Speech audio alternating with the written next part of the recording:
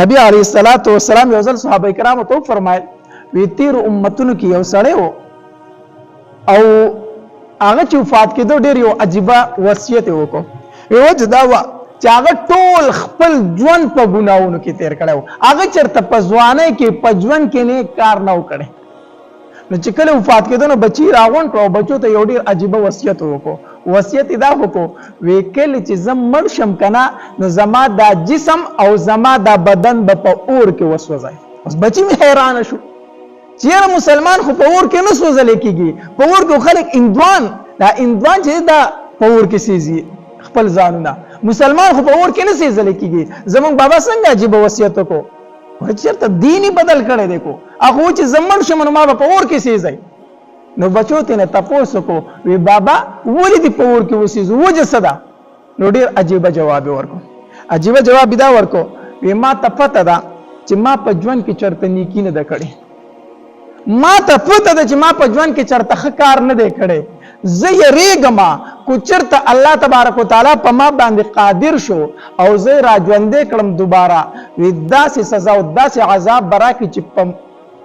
تمام انسانانو پیریانو کې به چاته داسې عذاب الله نه ورکړی. اوس دا د الله نه یریدو د الله خو دلته کې دا پته ورته نه و چې الله په هر حالت باندې قادر دی، په هر څیز باندې قادر دی. کو چېرته زه په اوبو کې وغورځولی شم، زه په ایرو زما ایرې په سارا کې والوځولی شي، کو زما سره هر څه وشي زه زره زره شم، الله بیا هم قادر دی په دې باندې چې ما دوباره را ژوندي کړي. په هر حال په دې باندې هغه پوهېده نه. نو دا نصیحت یې وکړو، دا وصیت یې وکړو وی چې کله زه مړ شم نو زما ایرې به په اوبو کې واچوئ او دغه رنګې نیمې ایرې به تاسو په هوا کې والوځوئ ځکه چې الله تبارک وتعالی ما دوباره را ژوندی نه کړي. وی کو چېرته زه الله تبارک وتعالی دوباره را ژوندی کړم الله تبارک وتعالی به ما ته داسې عذاب راکړي، داسې عذاب راکړي چې په تمامو مخلوقاتو کې به داسې عذاب الله چاته نه ورکړی. اوس دا د الله نه یریدو دا خپل سوچ او خپل فکر او اگر چې دا وصیت غلط وصیت و دک کار سره بچو کو چې کله دې مړ شو کنه نو بچو راواغستو په اور کې اوسېزو او هغه نیمه ایرې ورله په اوبو کې ورته او نیمه ورله په هوا کې وچانګله. نبی علیه الصلاۃ والسلام فرمایي وایي کله چې الله تبارک وتعالی غ دوباره را ژوندی کو کنه او بیا یې ترنه تپوس وکړو چې تا دا وصیت ولې کړی و، دا کار دې ولې کو د ځان سره. هغه د الله تبارک وتعالی په دربار کې په یاره وویل وی الله ستا نه یریدم،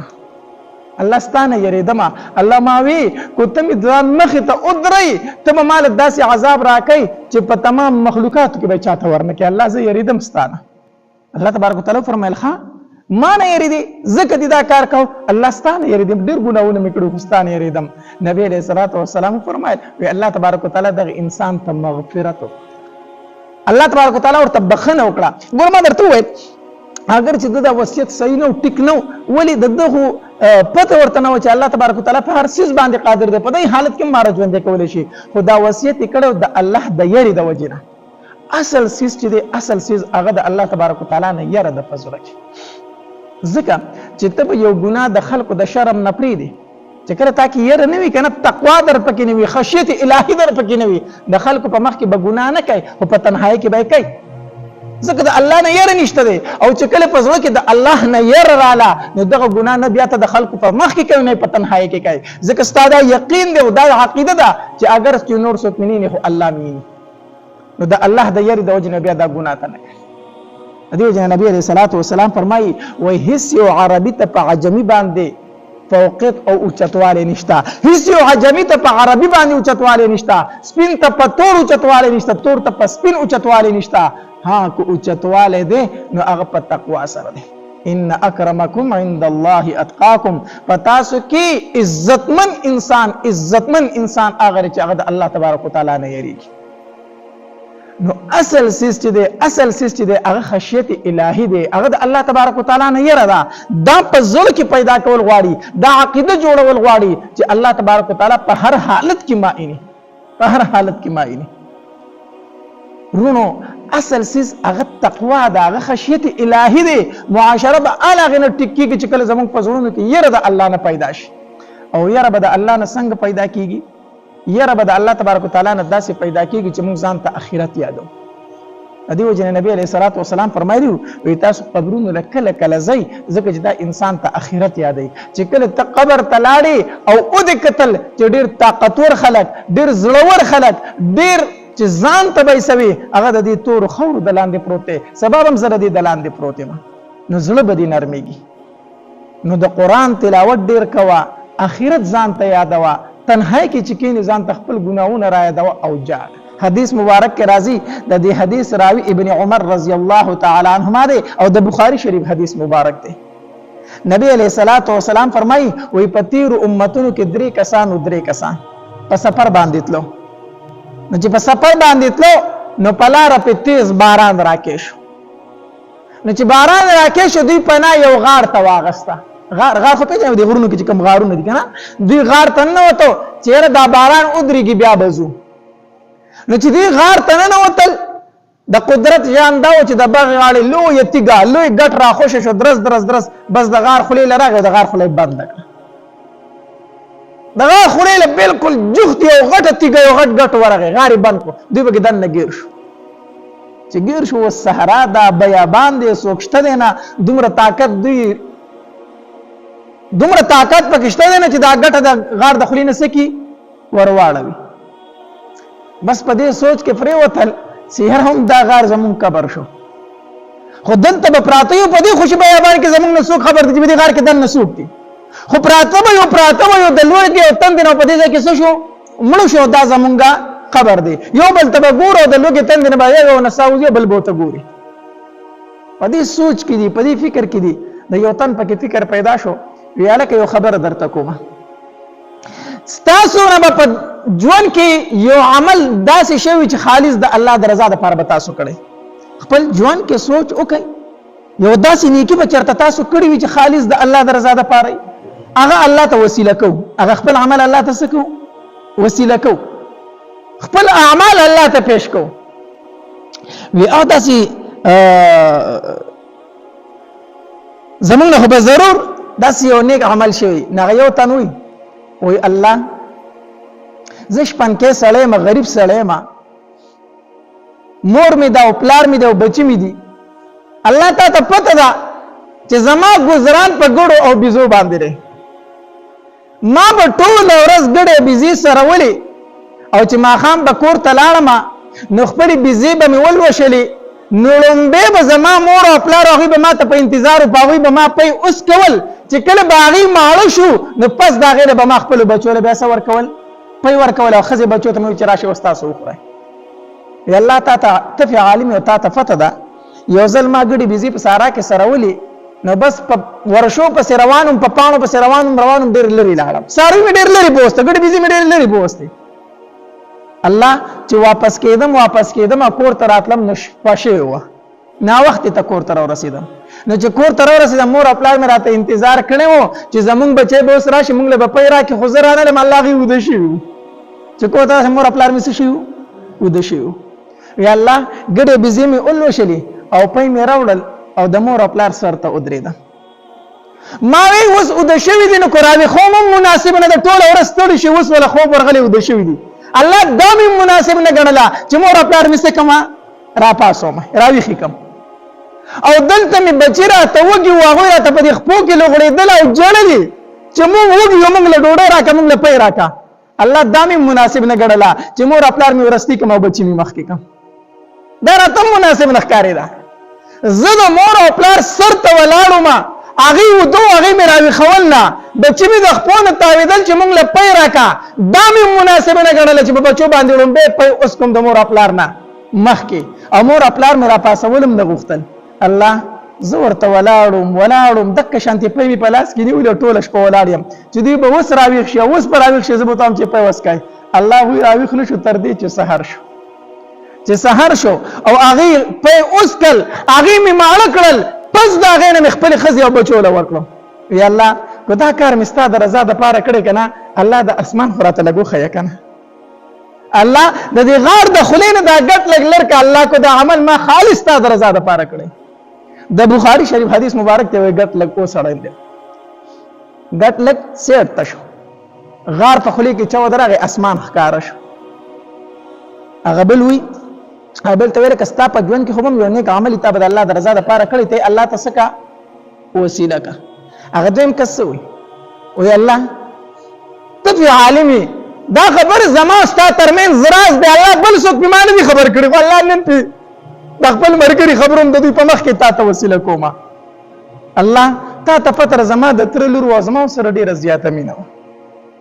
ډیره زیاته مینه ډیر زیات محبت مې ور سره والله ته په عالمي وی ورځ مې دا غي نه مطالبه وکړه د خواهش پوره کېدو هغه راته انکار وکړ ها یو شرط راته ولګو چې تا سره دا بدکاری کوم خو په شرط د دې چې تسل اشرفي مال راوړي سل اشرفي راوړي یا الله زه غریب ما مزدوري می کوله چې سل اشرفي می پیدا کړی سل اشرفي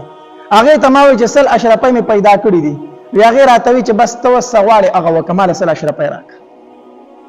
وسل روپۍ می هغه لور کړی سل اشرفي می ور کړی خو چې کله زه د هغه په خوا کې کېناستم او د بدکاری نیت می وکړو او چې بدکاری می شروع کول نو د هغه د خلینو راته یو لفظ وخت یا غیر اتوي چې اتق الله ته الله نه ويریږي د الله نه په پردي امانت کې خیانت مکو د الله نه ويریږي وی الله چې څنګه دا خبره راته وکړه کنه چې د الله نه ويریږي زه فورن دا غیر را پاسېدم او بدکاری می پرې خدا او اصل په مرتم پرې خودي الله کو دا کار مستا د رضا د پاره کړی کنه او استاد یې نه ما دا بدکاری پرېخي چې زما د ټول ژوند خواهشم دغه الله او هغه ما استاد یې نه پرې خدا الله کو دا عمل مستا د رضا د پاره کړی نو دا ګټ قران لري کا د غار داخله خورا تازه ده کا حدیث مبارک کې راځي او هغه ګټ سیټ تشک لګنور سیټ تشو د غار خله لګنور سره شولا کولاو شو هغه دریم تن ته ورکه تا خو هم سنې عمل کړی کنه الله ته وسیله کنه هغه وی الله ته په عالمي چې ما یو تن په مزدوري باندې اونې په چاول سره ما ورته لکه زما سره کار او که دومره چاول به تعالی درکم یا الله اگر سره کار کو خو چې کله د مزدوري ټیم شوم ولا غوري جوړ کول هغه چاول مې ورکول کنه زمانه په خبره خپش ورانه بس ما سره جګړه وکړه هغه مزدوري را ته پرې خو دا خپلاړو چې خپلاړو ما سوچ کو چیرې دا خود د حق ته دا چاول خو د حق د خود ما سره پرې خو د الله خو مال استعمال ول سن دي جایز نه دي وی هغه چاول می وکړل دا غي مزدور هغه چاول ما سکړو وکړل یو فصل می په واغس دویم فصل می په واغستو دا هغه ما شریکول بیا می ورله په غویان واغستل ساروی می ور واغستل ګډي بيزي می په واغستل غلامان می ورله په واغستل کارو رو ډیریدل یو کندک روغ رما ګډي بيزي او غویان می تیار کړل او دا غي سره مولانا نوکرانو نیولي ډېر مو د پس دغه نوکر مال راغی ما ته چې د الله نه ویریږي په ما ظلم مکو زماغه مزدوري راکا د الله نه ویریږي په ما ظلم مکو زماغه مزدوري راکا تاسو سره چې پاتې شي و ما ورته چې دا کندک او دا رمای دا سارو چې دا روغ چې د مزدور دا ټول ستاري دا بوزه هغه راته چې د الله نه ویریږي ما پر خندنه مکو ما پر خندنه ظلم مکو یو بل در زما دور وخت مزدوري سره کړ اوس را پر خان دي هم ټوکی را پورم کړ پښموز را پورم کړ ما ورته چې قسم په الله داستا مزدوري ده داستا مزدوري ده چې څنګه وی ما ورته چې ستا کوم چاول ما سره پاتې شي وو هغه ما وکړل هغه ډیر شو بیا په دا سارو واغستل هغه ترکیو کړ چې دې حالت ته رسیدلی دي دا ټول ستا دي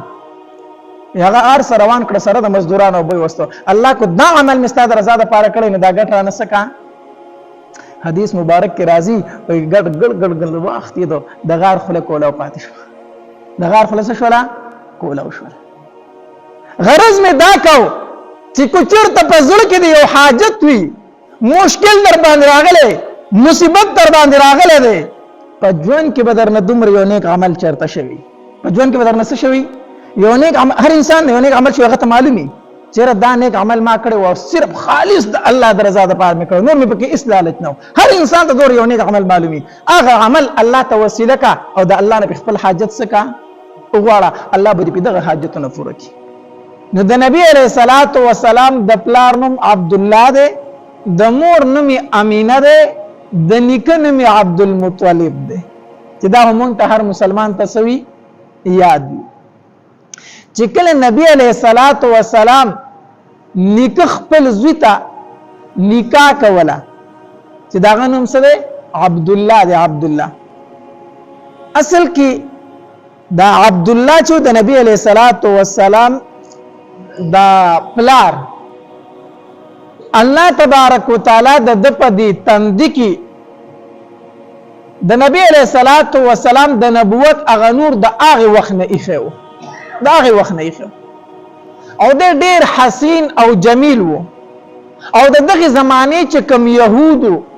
او دا رنګ کاهنانو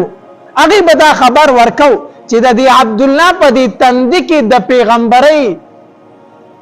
چې کوم د اخر زمانه د پیغمبر علامات هغه د تند کې ښکار چې کېده شاده نه پیدا شي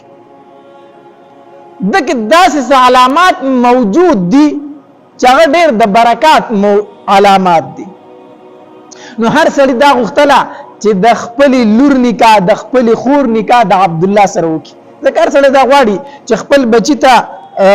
غټ خاندان والا خلک وګوري خه خاندان والا خلک وګوري او هغه سره نیکمل سره وي خصي پات پکې هغه خپل خور لور ورکی خودل ته کې د عبد الله چې کمپلار او د نبی علیہ السلام نکاح عبد المطلب دا غم دا سوچو چې ز خپل بچی له چې خزه ګورم چې خزه ولا وګورم نو د نبی علیہ الصلوۃ والسلام چې کوم ما ماخیلی و هغه د مدینه منورې و د بنو زهره قبیله ځکه د هاشم خزه د عبد المطلب چې کمپلار او هاشم داغه خزه چې داغه نوم سلمہ او د مدینه منورې د بنو زهره د قبیله نه و د دې چې د نبی رسول الله ما ماخیلی کېدله نو عبد المطلب هم دا وغوښتل چې د نکاح په د بنو زهره کې وکړي نو انت ورته د امینی چې د نبی رسول الله د مور محترمین نوم دی امینه هغه ته د نکاح پیغام ولیکو د امینه د پلار نوم چې نو وهب د امینه د پلار نوم وهب او د تر نوم وهب نو د امینه چې دا د تر په تربيت کې و یعنی د دې خصمانه تر کوله د وهب په تربيت کې و نو عبد المطلب سے داسې کار وکړو چې د عبد الله د نکاح پیغام امینه د پاره ولګو کوم چې د وهب لور وا او د وهب لور وبل د هغه د نکاح پیغام د خپل ځان د پاره ولګو یعنی اومي زوی ته نکاح کوله اومي ځان ته نکاح کوله او دا ډول نکاحونه بیا په یو ورځ باندې شوی دي نو چې کله عبد المطلب صاحب ته مدینه منورې ته نکاح نو د عبد الله صاحب پس ورست روانو د نبی علیہ الصلوۃ والسلام پلار ځکه د هغه زمانه رواج دا چې کله به د نکاح وکړه کنه نو بیا به د سخر پکور کې به د 3 ورځې تیرول الته پاتې کېدی نو چې کله عبد المطلب صاحب ته نکاح چې عبد الله ته نکاح وکړي مدینه منورې ته نو د عبد الله پس ورست روانو نو چې د روانو د چې څنګه مکه نه وطن دغه د پلار کې یو يهودانه خزوه او بعض روایتو کې راځي کاهنه و نو يهودانه هم او کاهنه هم و نو هغه چې څنګه نظر په عبد الله سے پریوت کنه نو ته आवाज وکړو ویره کدي خواراش په دغه وخت کې د عبد الله سے عمر چې ولس کاله د نکاح په ولس کاله کې شوې ده یعنی د نبی رسول الله د پلار نکاح په ولس کاله عمر کې شوې ده د आवाज وکړو دي خواراشه نو چې کله دی ورغه نو دغه خزي ورته وي زه به درله دومره او خان درکم خو ما سره بدکاری وکړه ما سره څوکا بدکاری وکړه نو په دغه ټایم کې ورته عبد الله یوسو اشعار ویل خو دا هغه اشعار مطلب دا چې پاک دامن خلق د پاک دامن خزو د پاره دی او ګنده خلق د ګنده خزو د پاره دی زه پاک سره ما زمانه د زینا تم عملره خلاصه هغه اشعار داوا او زه دا کار نشم کوله دته روان شو لاړتي چې کله مدینه منورې ته لاړو الته عبد الله صاحب نکاح وشوله د امینه سره او الته 3 ورځې تیرې کړې چې کله 3 ورځې تیرې کړې واپسې کې راته د نبی رسول الله د پلار چې کله واپسې کې راته نو دغه خزه اتفاقا بیا په دروازه کې ولاړ و دغه يهودانه کوم ترویتنه خزه چوا کاهنه دا ولاړ بیا د دروازه کې الکا د کوم طرف روان وي عبد الله صاحب ورته ویلو په مدینه منورې ته تلو ما الته کې د امینه بنت وهب سره نکاح شو دا وهب چې کملور ده دا غي سره نکاح شو 3 ورځې مې الته تیر کړو واپس راځم خپل کور ته ناخذ ورتوي یو خبره یاد وساته ما چې تعالی د بدکارۍ دعوت درکړو نو زه ګوره بدکاره ښځه نه یم زه بدکاره ښځه نه یم نه د بدکارۍ شوق لرم خو چې کله تر روان وي او زما په تا باندې نظر پرېوتو ما ستا په تندي کې څه برکات ولیدل ما چې ستا د مخ ته وکتل زه پوه شوم چې د آخري زمانې پیغمبر به هم د دې سړي نه پیدا کېږي نو ما غوښتل چې هغه برکات زه ستا نه ځان ته را منتقل کړم تا ته مې ځکه دعوت درکړو چې ما سره بدکاري وکړه چې هغه برکات ستا نه ما ته راشي خو ته مدینې منورې ته لاړې هغه برکات الله د بل چا په قسمت باندې ایښي و هغه هلته پاتې شو اوس زما تا ته ضرورت نشته دی اوس زما تا ته ضرورت نشته دی هغه برکات چې الله کوم ځای غوښتل هلته ووړلو نو عبدالله صاحب راغی کور ته نکاح وشوه د امینې سعد ابن ابي وقاص رضی الله تعالی عنہ د حضرت عمر رضی الله تعالی عنہ زمانه ده په مدائن باندې حمله کولو د پاره ولېګو چې لاړ شته په مدائن باندې حمله وکړه سعد ابن ابي وقاص رضی الله تعالی عنہ چې ورغه التکی کافر خبر شو چې د نبی علیہ الصلوۃ والسلام صحابي دی لزر لخر روان کړل او په موږ باندې چړای کوي د نبی علیہ السلام د صحابه کرام سره چرته مقابله کیږي نو کافر یو چال او چلو د مدائن دنګ دنګ بلډینګونو بنگلې وي نو کافر وي مونږه مقابله نشو کولای خدا چاله او چلو چې د خپل شهر او د خار څومره جنکې وي هغه ټولي سنبال کړي او بنگلو ته وخه جوړي او دغه رنګ د روډونو په غاړه مدرولي او په لاسو کې ورلخ کاسي ورکړو د ګونو ډکې وي چې کله د سعد ابن ابي وقاص رضی الله تعالی چې کوم د مسلمانانو کمانډر دی فوجي دی چې کله هغه د خپل لښکر سره حمله وکړه په دې خار تیرېدو نو تاسو په دا ګولونه چانګای تاسو وسه چانګای ګولونه چانګای دا اوس کافر خپل انګريزان خپل خوځو ته ویلو چې کله مسلمانان را دن نشي تاسو په ګولونه چانګای نو چې کله دوی تاسو ته وګوري کنه نو ټول خو گرفتار په خپل حسن کې نکړل او په خپل عشق کې ټول گرفتار نکړو چې دوه درې تنه ته گرفتار کې دا موږ له پوره ده چې د مسلمانانو په لښکر کې دوه درې تنه تاسو په خپل عشق کې او په خپل حسن کې گرفتار کې کړه دا موږ له پوره ده په منځ کې به درال راشي اختلاف راشي سعد ابن ابي وقاص رضی الله تعالی چې د کافرو د چان له خبر شو ډایرکټ اس پرې رکاب کې خپور کړ او پر زین باندې ورسور شو او چې ورسور شو نو ځان ته لښکر متوجه شو زما یو څو خبري ووره لښکر مخامخ شو او د سعد ابن ابي وقاص رضی الله تعالی په جبرم به د الفاظ جاری شو ويقول للمؤمنين يغضوا من ابصارهم ويحفظوا فروجهم ذلك ازكى لهم زمون په محبوب باندې چې کوم کلام نازل شوی دی په هغه کې الله تبارک وتعالى فرمایلی دي چې مسلمانانو ته وجه خپل نظرونه ښکته وزه امیر یم زه صفه سالار یم په مدائن په شهر باندې ورزو خو زما یو تن ته دا اجازه نشته چې هغه نظر په بره کې صرف چې هغه په بره وګوري چې کله په شهر باندې ورپوري وردن نشو کنه د انګريزانو خزي غیر چاپیره ولاړ دي په مسلمانانو باندې ګولونه راچانګي اوازونه ورته کوي مسلمانان خکته ګوري سترګې نو چتای لزر لخر دی لزر لخر چې په دغه شهر باندې پوری وته کنه د یو بل تپوس کوي الکه وې دا خار څنګه ما خون دی لیدل ابل ورته ویل کوي خلک وې چې دغه د ډیر دنګ بلډینګونه تا په سوال دل ما خبر نه دي کتلی په خار پوری وتل خدای نه دي کتلی چې دا خار جوړ څنګه دی چې کله د انګريزانو خزو او قتل کنه چې د مسلمانانو لزر لخر دی هغه مونږ ته به بره ګوریم نصیب چې مونږ ویني چې مونږ یوسو مونږ په ګورونه څنګه زموږ طرف ته ګوریم نه چې دا څه ولاړ دي نو چې د مسلمانانو لخر پورې وته نو هغه خپل خلک راټول کړو خزو خپل خلک راټول کړو خاوندان ورونه دار سره غوښتل لعنت دي شو پتاسو دي شي تاسو مونږ داسې خلکو ته درولو چې هغه مونږ ته کتلم نه چې دا انسانان ولاړ دي ګټ یو حیوانان ولاړ مونږ ته کتلم نه دي وی چې دا کم پیغمبر منون کې داسې دي چې دا پیغمبر به څه حالت وي چې دا پیغمبر منون کې داسې دي نو چې دا پیغمبر به څه حالت وي هغه الله څنګه جوړ کړی او خبردار شي کمه خزه چې دوی ودرولې وي د مسلمانانو گمراه کولو لپاره هغه خپل ټول خاوندانو ته لا اله الا الله محمد رسول الله مونږ لاړو دا هم ملګری شو تاسو پاتې زمونږ نه